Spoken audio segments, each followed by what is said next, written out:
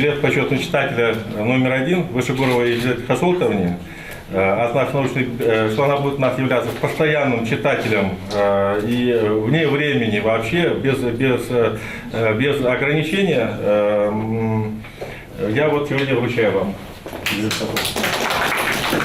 В научной библиотеке Ингушского государственного университета знаменательный день. Первый билет под номером 001 почетного читателя не случайно вручается вдове известного ингушского поэта Елизавете Вышегуровой. Он выдается за значительный вклад в продвижение книги и чтения. Еще в марте 2016 года родственники народного поэта Магомеда Вышегурова передали часть его личных книг в дар научной библиотеке Ингушского государственного университета. Практика работы с дарами в библиотеке доказывает, такая форма пополнения фонда приносит реальную пользу и остается актуальной. Мы вот этим мероприятием как бы открываем доступ наших читателей к этой библиотеке.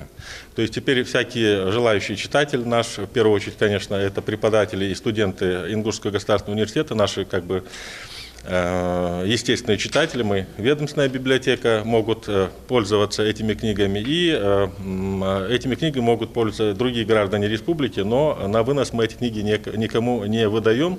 В отделе краеведения читатели могут работать с этими книгами, не вынося их из библиотеки. Корреспондент газеты «Сердалу», главный редактор журнала «Мяхтлом». Магомед Вышегуров был новатором в ингушской поэзии, блестящим знатоком ингушской литературы, честнейшим и очень скромным человеком. Магомед был, кроме того, что он был великолепным поэтом, он еще был и точно таким же человеком. Вы знаете, я до сих пор думаю, Магомед дольше видел, чем я.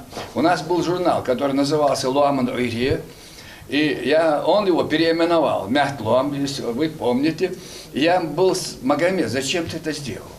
Он говорит, я хочу привязать этот журнал к какой-то географической точке. Я говорю, Магомед, «Луаман Уйре» слово тоже привязывает. И я сейчас понял, он был прав.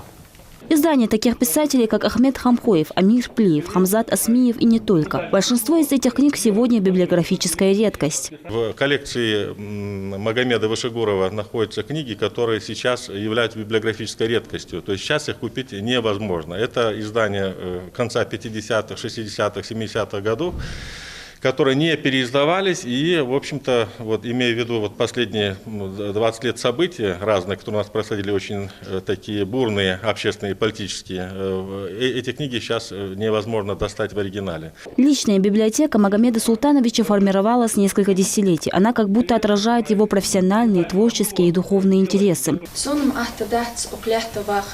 قاخلخ بيميخ يازي زوني بيتش حني ألشة خن دات ستزق إرس سميسل خن دات سدياخن إس. Магомед Султанович ушел из жизни в 2006 году в расцвете творческих сил. Он был полон идей и планов, которые собирался воплотить в жизнь, но не успел. Творчество народного поэта Вышегурова будет востребовано всегда. Адам Далаков, Ася Евлоева, Новости 24.